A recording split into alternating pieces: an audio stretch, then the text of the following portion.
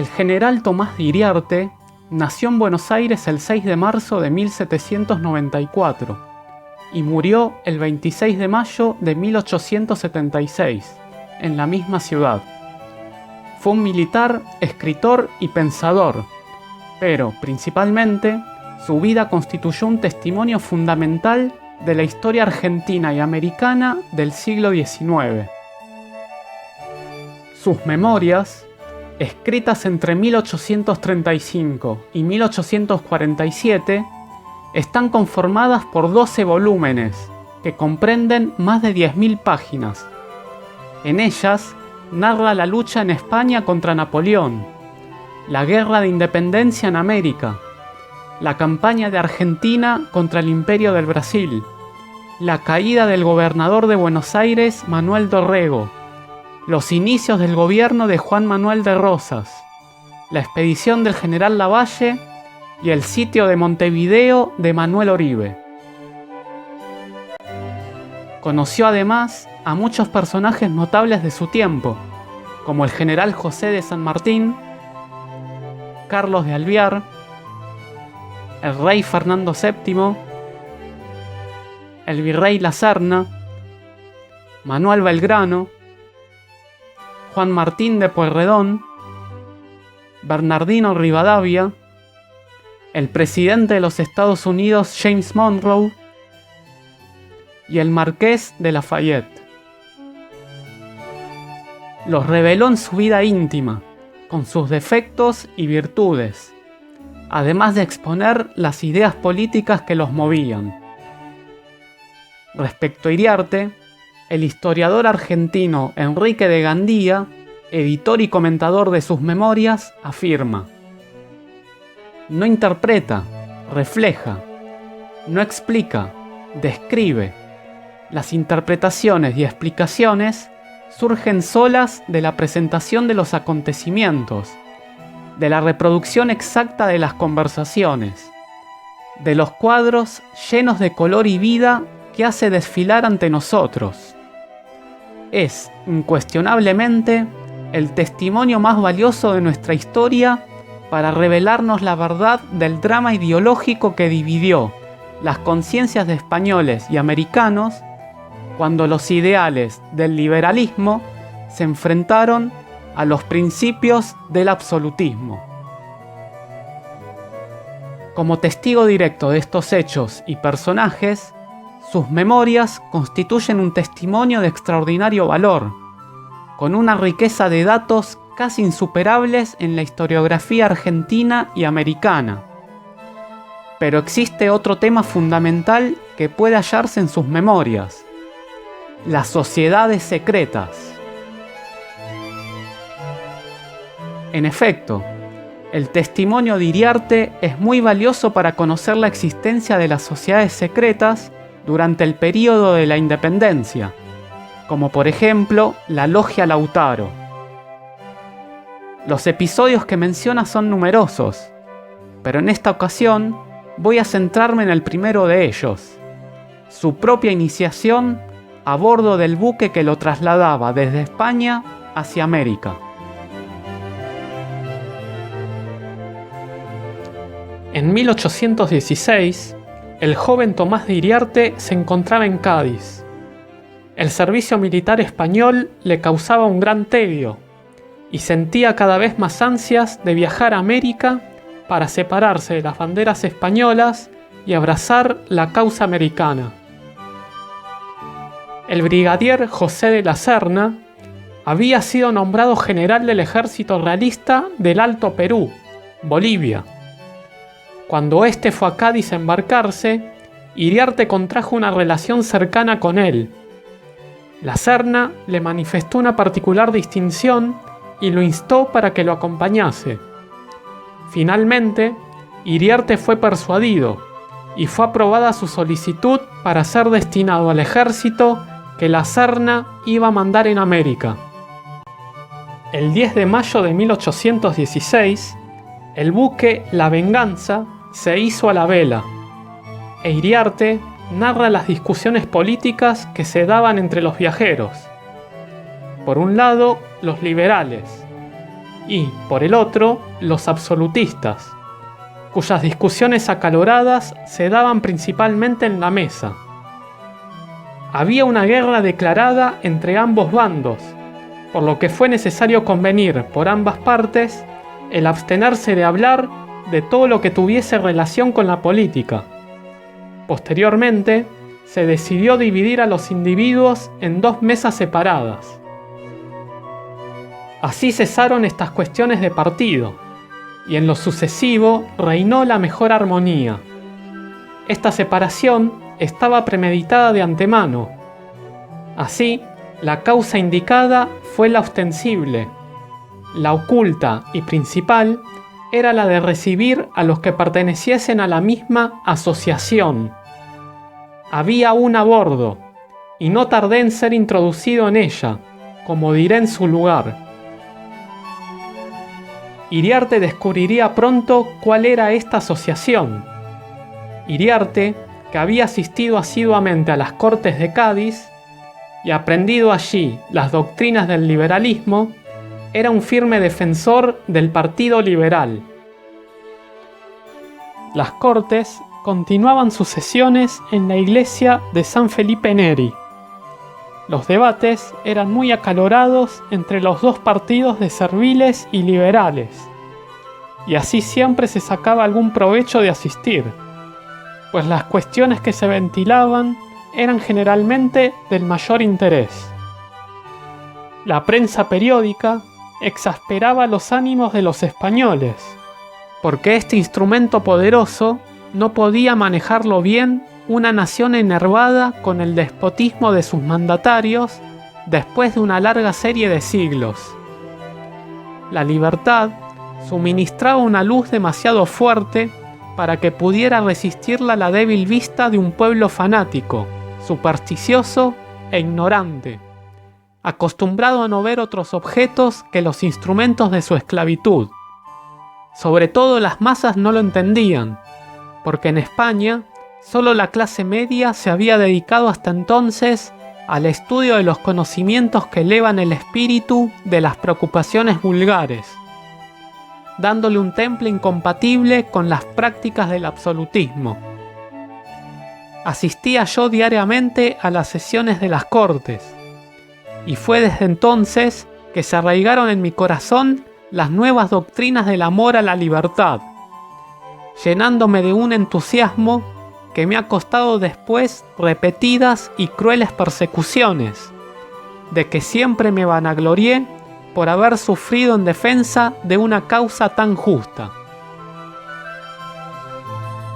Según Enrique de Gandía, las Cortes de Cádiz fueron una obra extraordinaria de legislación que representa la renovación de todo lo hecho en muchos siglos y el comienzo de una nueva era liberal en la historia de la humanidad.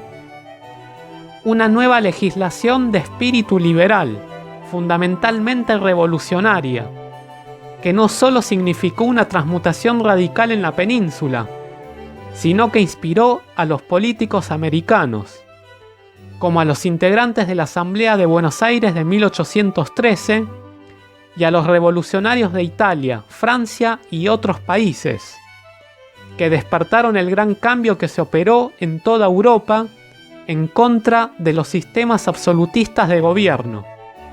Los diputados de las Cortes de Cádiz sentaban los fundamentos de una nueva concepción política que pronto se extendería por toda Europa y América.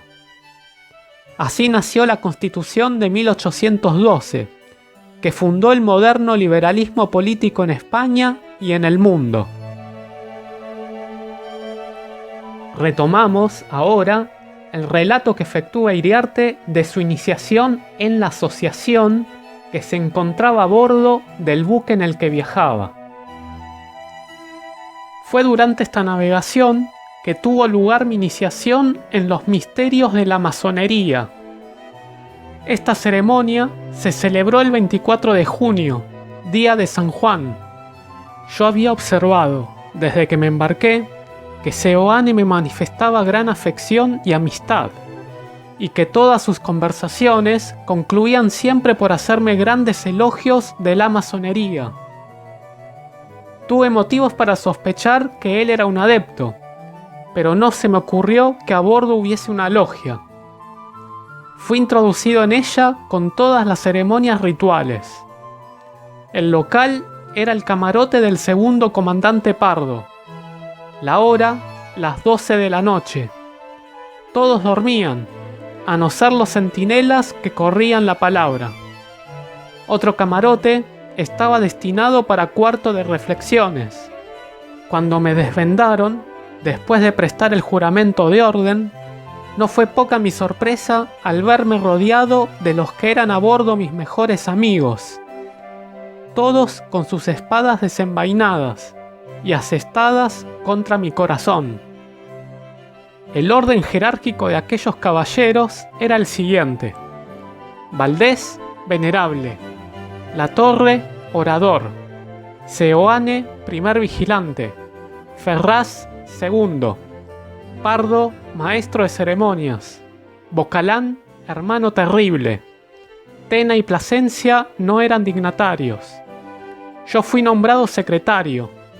Así, éramos 9 los individuos que componíamos la sociedad. Tena y Bocalán habían sido iniciados también a bordo. Mi recepción fue la última que se hizo durante el viaje, con excepción de los 3 últimos y de Pardo, que era un antiguo marino recientemente incorporado a aquella logia. Esta había salido instalada desde Cádiz con los restantes. La adquisición de Pardo era sumamente útil, pues como tenía autoridad a bordo, le era fácil proporcionarnos los medios de reunión sin que ésta se sospechase. Aquella noche cerraron los trabajos celebrando un día tan clásico como lo es el de San Juan para los marinos, con una cena abundante, cuando lo permitían las circunstancias, y reinó la mayor cordialidad y alegría. No tardé mucho en imponerme de la liturgia, palabras, signos y símbolos. Quedé hecho cargo de la secretaría. Todos los miembros entonces existentes teníamos el título de fundadores. La sociedad se denominaba Logia Central La Paz Americana del Sud. El objeto de esta asociación, como más adelante se verá, era el de dar dirección a todos los negocios públicos. Y al efecto, las adquisiciones que se hacían recaían siempre en personas de capacidad e influjo por su posición social, y más particularmente por su rango en el ejército, y que perteneciesen al Partido Liberal. Seguidamente, Iriarte también confirma la existencia de otra logia masónica en Cádiz, además del provecho que había obtenido el gobierno de Buenos Aires de la masonería. En Cádiz existía otra compuesta de personas notables que iniciaba a los oficiales destinados a ultramar, que más sobresalían por sus principios liberales e ilustración. El Partido Liberal, perseguido entonces de muerte por Fernando, pretendía de este modo formarse una nueva patria en América, si se veían obligados a abandonar la península para evitar los furores de aquel déspota sanguinario. Pero la sociedad en que yo acababa de entrar era independiente de aquella, aunque relacionadas entre sí y con miras idénticas. Yo estaba muy contento con los nuevos compromisos que había contraído, porque por el lenguaje de mis compañeros tenía motivos para esperar que en último resultado nuestros trabajos podían contribuir algún día a reforzar la causa americana. Más adelante tuve ocasión para conocer todo el partido que el gobierno de Buenos Aires pudo sacar de la sociedad de que acabo de hablar. Pero la guerra civil que devoraba la República Argentina en la época que me refiero puso un obstáculo insuperable a la realización de mi plan que yo mismo propuse al director Pueyrredón.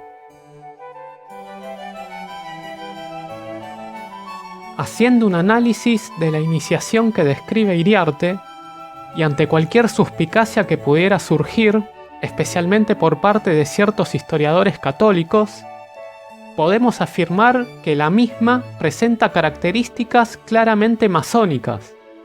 además de otros aspectos dignos de interés.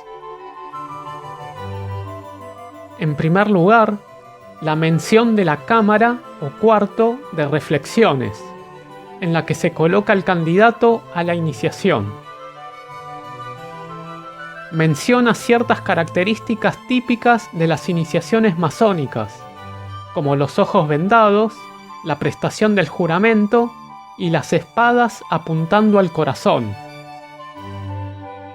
Nombra diversos cargos que se desempeñan en una logia: venerable maestro, primer vigilante, segundo vigilante, orador, secretario, maestro de ceremonias y hermano terrible, este último desempeñado en las iniciaciones. Habla sobre el cierre de los trabajos. Las reuniones rituales masónicas, llamados trabajos, se inician con una apertura y concluyen con una clausura o cierre. Y la celebración del día de San Juan el 24 de junio, de gran importancia en el calendario masónico. Cuenta su rápido aprendizaje de la liturgia, palabras, signos y símbolos, elementos fundamentales en la enseñanza masónica. Explica que la logia, llamada Logia Central La Paz Americana del Sur, había salido instalada desde Cádiz, y que allí existía otra compuesta de personas notables que iniciaba a los oficiales que sobresalían por sus principios liberales e ilustración. Por último, menciona que el gobierno de Buenos Aires también sacó partido de esta asociación, es decir, de la masonería. Esto puede apreciarse en otros episodios narrados en sus memorias. Enrique de Gandía también afirma que Iriarte refiere que la Serna era en extremo liberal y que más adelante, en el Perú, debió entrar en la masonería, en las reuniones de los del grado más elevado. Teniendo todo esto en cuenta, podemos afirmar que, indudablemente, Iriarte fue masón, y su testimonio permite conocer el accionar e influencia de la masonería durante su tiempo histórico, tal cual afirma Enrique de Gandía. La logia masónica de Cádiz trabajaba constantemente.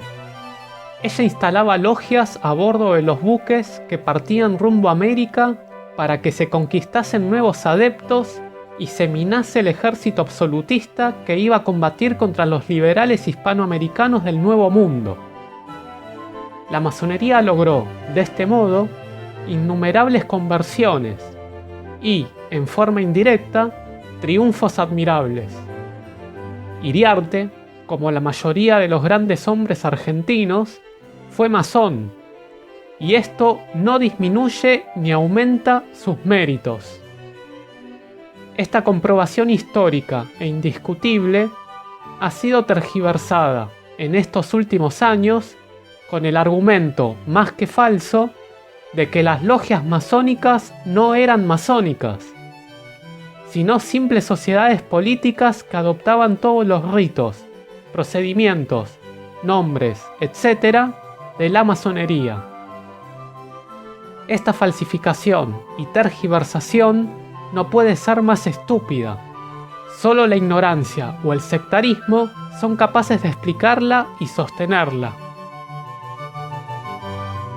En las memorias de Iriarte, entonces, es posible constatar la presencia de la masonería en España y en el ejército español, conocer cuál fue su accionar en el Perú y en Buenos Aires, y hasta descubrir su existencia en el ejército de los Andes del general San Martín.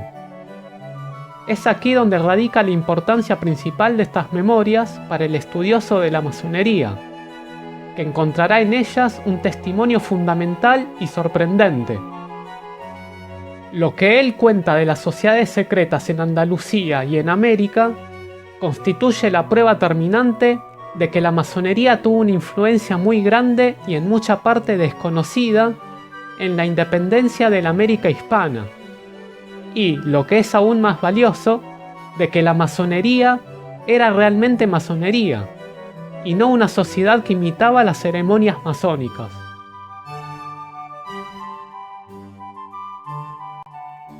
En próximos videos voy a continuar analizando los demás episodios masónicos que menciona Iriarte y el destino que tuvo la logia en la que fue introducido, haciendo hincapié en el principal tema que puede verse de fondo: la relación fundamental entre la masonería y el liberalismo.